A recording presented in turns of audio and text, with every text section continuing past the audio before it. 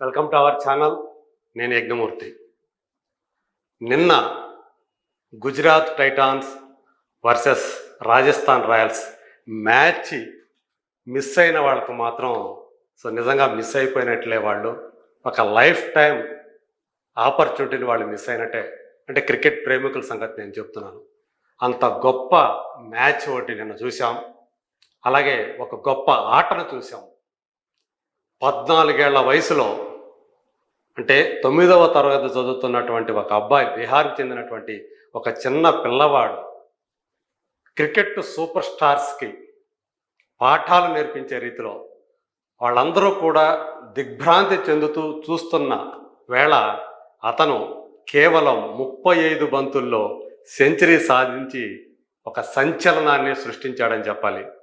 అబ్బాయికి రాజస్థాన్ రాయల్స్ అంటే మనకు తెలుసు, ఒక ఆటగాడి బేస్ ప్రైస్ వచ్చి 30 లక్షల రూపాయలు. ఆ అబ్బాయిని మరి ఏకంగా 1,10,00,000 రూపాయలు, అంటే 1 crore 10 lakhs పెట్టి రాజస్థాన్ రాయల్స్ కొనుగోలు చేసినప్పుడు చాలామంది ఆశ్చర్యపోయారు. ఏంది చిన్న పిల్లవాడి మీద ఇంత పెట్టుతున్నారని చెప్పేసి చాలామంది ఆ రోజు ఒక రకంగా చెప్పాలంటే ఆశ్చర్యపోయారు. ఇదంతా కూడా అనవసరంగా రాజస్థాన్ రాయల్స్ రిస్క్ చేస్తూ ఉంది, ఆడిస్తుందా లేదా అని చెప్పేసి. నిజంగానే మొదట్లో, అంటే ఇప్పుడు 10 మ్యాచ్లు ఆడితే మొదటి 7 మ్యాచ్ల్లో ఆ అబ్బాయిని కూడా ఆడించలేదు. అలాంటప్పుడు ఎందుకు కొనుక్కున్నారు ఏంటి అనేటువంటి విమర్శలు కూడా వచ్చాయి. కానీ ప్రధాన కోచ్, రాజస్థాన్ రాయల్స్ ప్రధాన కోచ్ రాహుల్ ద్రావిడ్ 8వ మ్యాచ్లో, అంటే రాజస్థాన్ రాయల్స్ ఆడుతున్నట్టు 8వ మ్యాచ్లో ఆ అబ్బాయిని ఓపెనర్గా దించాడు. అప్పుడు 31 పరుగులు చేసి, అంటే చాలా వేగంగానే 31 పరుగులు చేశాడు, అవుట్ అయ్యాడు. తర్వాత మ్యాచ్లో, 2వ మ్యాచ్లో, అంటే ఆ రాజస్థాన్ రాయల్స్కి వచ్చి 9వ మ్యాచ్, ఆ అబ్బాయి అందులో 16 పరుగులే చేశాడు. అప్పుడు విమర్శలు వచ్చాయి. వీరేంద్ర సెహ్వాగ్ కూడా ఒక మ్యాచ్లో ఏదో 30 పరుగులు చేసినంత మాత్రం స్టార్ అయిపోయినట్టు ఫీల్ కాకూడదు, అలా ఫీల్ అయితే తర్వాత లాంగ్ లాస్టింగ్ అనేది ఉండదు. విరాట్ కోహ్లీని ఆదర్శంగా తీసుకోవాలి, నిలబడాలి, మ్యాచ్లో ఎలా నిలబడాలని తెలుసుకోవాలి, అప్పుడే మీకు సుదీర్ఘకాలం అతనిలాగా ఆడే అవకాశం ఉంటుంది అని చెప్పి చురకలు కూడా అంటించాడు. అయినా తగ్గేదే లే అంటూ ఇప్పుడు ఆర్ఆర్ 10వ మ్యాచ్లో, అంటే తన 3వ IPL మ్యాచ్లో ఆ అబ్బాయి తనేమిటో విశ్వరూపం చూపించాడనే చెప్పాలి. నిజంగా చెప్పాలంటే, అంటే కామెంటేటర్లకు కానివ్వండి, మహామహులైనటువంటి క్రికెట్ పండితులు కూడా మాటలు చాలలేదు ఆ అబ్బాయి ఆటను చూడటం అంటే అని చెప్పేసి మాట్లాడారంటేనే ఆ అబ్బాయి ఆట తీరు ఎలా కొనసాగిందో, అంటే చిచ్చర పిడుగు, ఎన్ని మాటలు. అంటే చిన్న పిల్లవాడు, 14 సంవత్సరాల 37 రోజులు ఎంతో, అంతే. అంత చిన్న వయసులో ఆ అబ్బాయి ఏ మాత్రం భయము బెరుకు లేకుండా మహామహులైనటువంటి ఫాస్ట్ బౌలర్స్ని, మహమ్మద్ సిరాజ్, ఇషాంత్ శర్మ, రషీద్ ఖాన్, ఇలాంటి ఇంటర్నేషనల్ స్థాయి బౌలర్లని అతను ఆడినటువంటి విధానం, 4లతోటి 6లతోటి మైదానాన్ని ఒక ఉర్రూ తొలగించినటువంటి విధానం నభూతో న భవిష్యత్ అనే చెప్పాలి.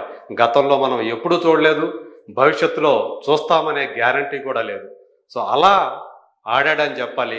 ఆ అబ్బాయి చేసింది 101 పరుగులు 38 బంతుల్లో.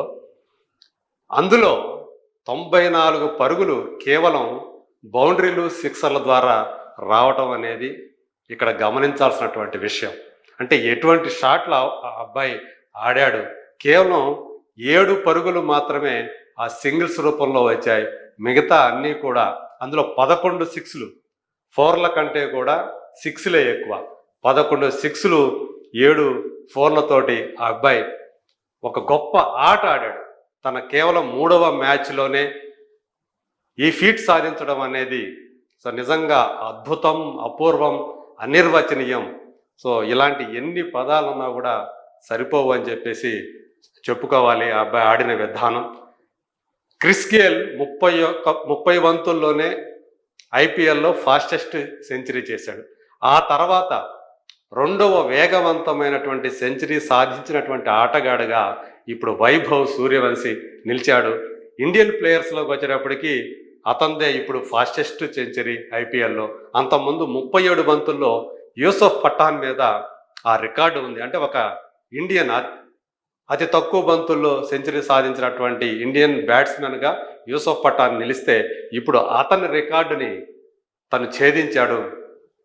ఎన్నో రికార్డులు ఇప్పుడు ఆ అబ్బాయి పేరిట నమోదవటం అనేది నిజంగా ఆ అబ్బాయి ఆటని చూసి తీరాల్సిందే, తరించాల్సిందే. అందుకనే ఆ ఆటని ప్రత్యక్షంగా చూసి తరించినటువంటి హెడ్ కోచ్ రాహుల్ ద్రావిడ్ తన ఉద్వేగాన్ని ఆపుకోలేక పెద్దగా కేకలు పెడుతూ ఇక్కడ మనకి చూసుకోవచ్చు, 2 చేతులు పైకెత్తి తన ఆనందోత్సవాల్ని అలా సెలబ్రేట్ చేసుకున్నాడు. నిజంగా నిన్న సవాయ్ మాన్సింగ్ స్టేడియం, రాజస్థాన్లోని సవాయ్ మాన్సింగ్ స్టేడియం ఆ గులాబీ జెండాలతోటి మొత్తం హోరెత్తిపోయింది, రెపరెపలాడింది అని చెప్పుకోవాలి. ఎవ్వరు కూడా అంటే ఆ అబ్బాయి ఆడుతున్నంతసేపు అందులో కొన్ని ఫాల్స్ షాట్లు కూడా ఉన్నాయి, అవుట్ అయ్యే ప్రమాదాలు కూడా తప్పించుకున్నాడు.